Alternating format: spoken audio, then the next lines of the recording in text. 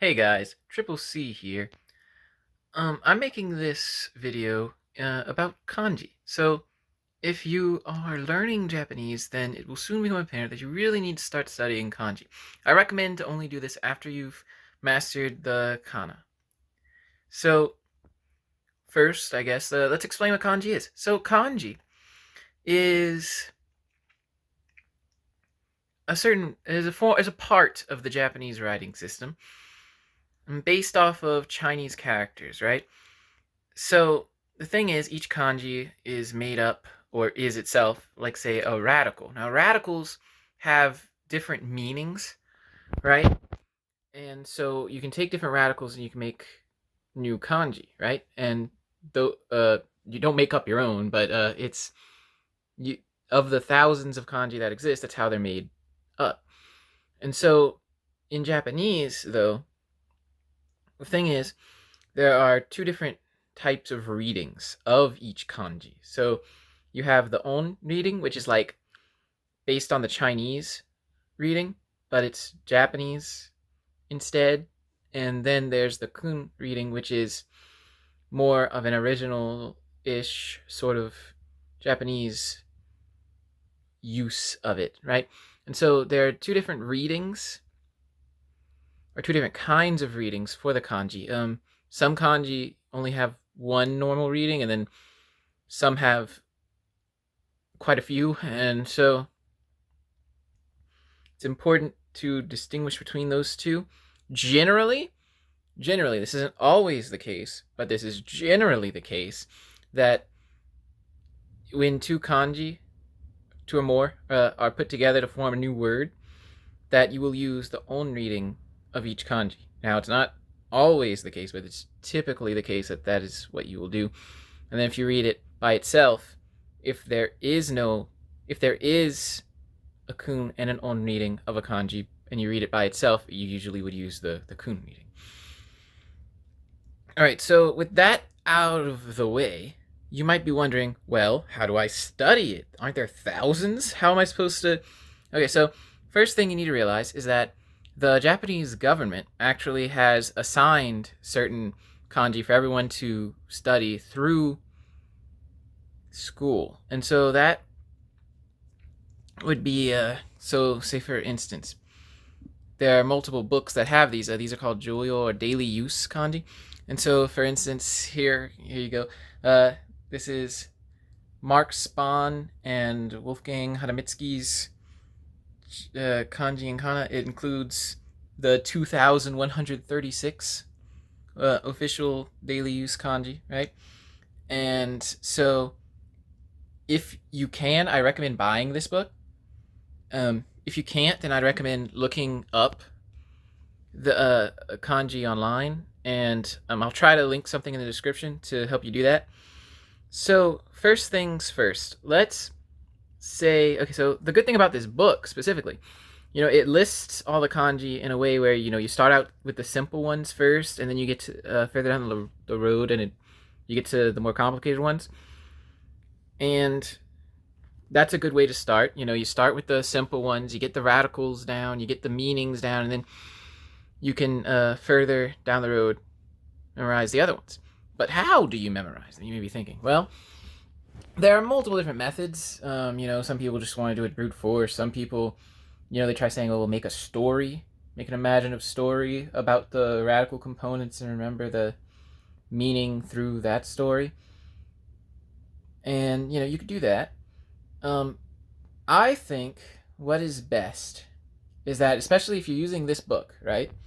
If you're using this book, Kanji and Kana, Japanese Kanji and Kana by Wolfgang Hadamitsuki and Mark Spahn, right? Then it's very beneficial because they use under each kanji, right?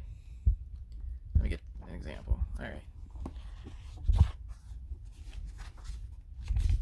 So see, can you see it? All right. So under each kanji, right, you have examples of the kanji being used, right?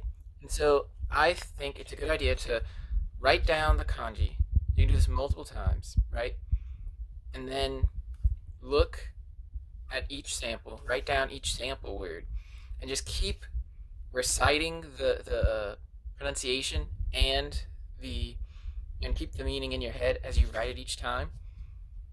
Then eventually, you can look back at it all that you've studied and go through it again and again. I keep doing it. So let me be more precise. So here's what you do. Here's what I think would work. Here's what basically what I did. So you take each kanji, right? And you write it out multiple times, like say 5 or 10, and then you write down the examples that they give you. And then you do that for, say, however much you want to do at a time. Like say if you want to do 21 at a time. You know, that's not too much, but if you do 21 a day, say, if you go through 21 a day, then that's what, 100 days you'll be through 2100, right? Yeah. So, and that's almost all of them, right? So if you do that, then I think that's a pretty good idea. And so say 21 a day. That doesn't sound like too much, but you get it done in a decent amount of time. So say you go 21 a day, you write each one down 10 times, and you go over the pronunciations and the meanings each time you write it down. Then you write down the examples, and then you go down all the way through 21. And then at the end of that day, you go back and look at each one, right?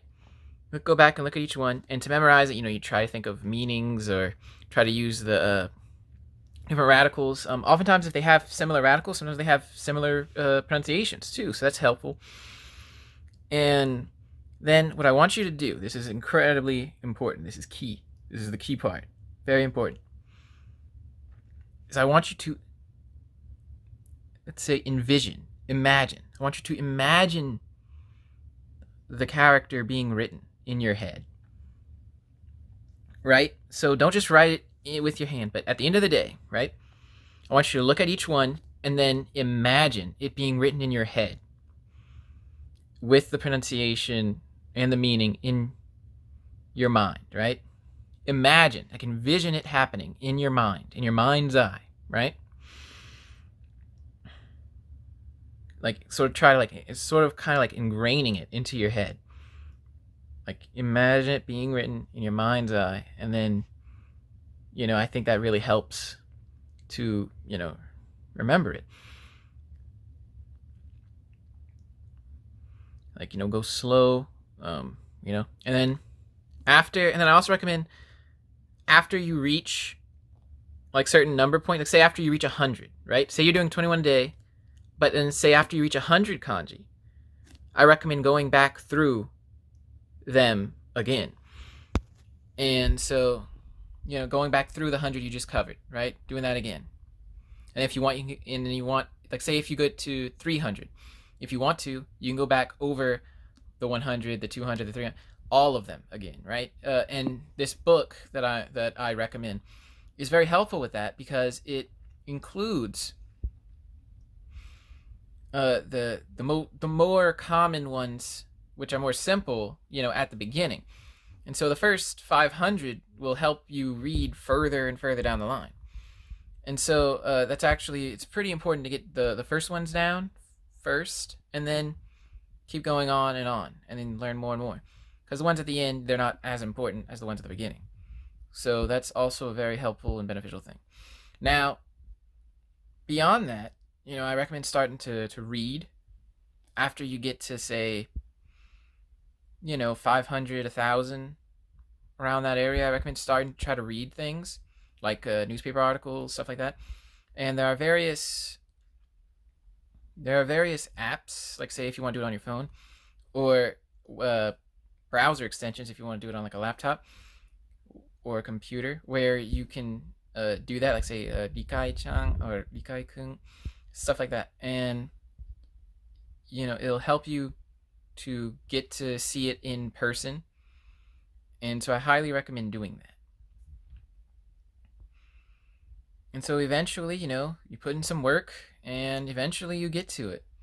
You'll get it done. And that's all there is to it, right? It's, it's a technique. It's not a shortcut, but it's a technique. Try to help you memorize the kanji.